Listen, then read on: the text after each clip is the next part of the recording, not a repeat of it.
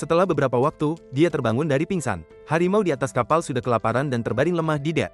Bocah laki-laki itu tidak punya pilihan selain tetap bersama harimau itu dan menunggu kematian. Tetapi ketika dia terbangun lagi, perahu itu telah terdampar di sebuah pulau. Dia mematahkan ranting dan mencicipinya. Rasanya tidak buruk. Setelah makan, dia memutuskan untuk menjelajahi pulau itu. Dia menemukan pulau itu penuh dengan merkat yang berkumpul di sekitar kolam air tawar. Bocah laki-laki itu melompat ke kolam berenang sambil meminum air segar itu.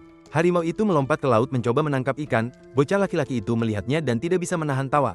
Tapi harimau itu gagal menangkap apapun dan berenang kembali. Bocah laki-laki di atas rakit langsung panik. Untungnya dia bereaksi dengan cepat dan segera memanjat ke dalam perahu tepat waktu.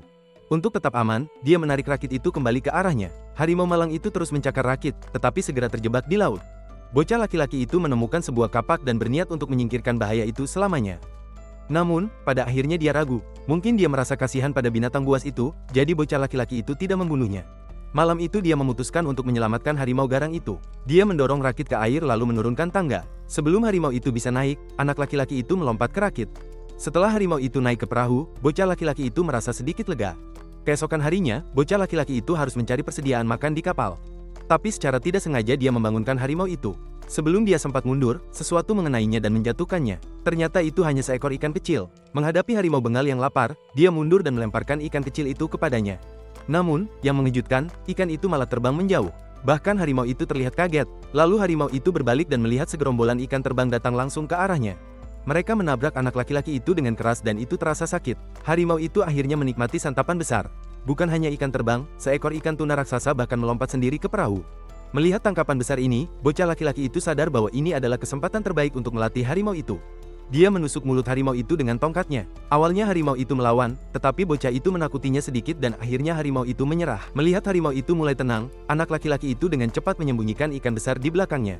Harimau itu terpaksa berbalik dan memakan ikan kecil. Dengan begitu, bocah laki-laki itu berhasil menyimpan ikan besar untuk dirinya. Namun, harimau itu ternyata tidak mudah dijinakkan. Keesokan harinya, saat bocah laki-laki itu kembali ke perahu, harimau itu ingin bertarung lagi. Tetapi ketika melihat tongkat di tangan anak laki-laki itu, harimau itu menjadi takut. Bocah laki-laki itu tahu ini adalah waktunya. Dia meletakkan beberapa ikan di ujung tongkat dan memberikannya kepada harimau itu. Saat harimau itu memakan ikan mentah, bocah laki-laki itu akhirnya sedikit lega.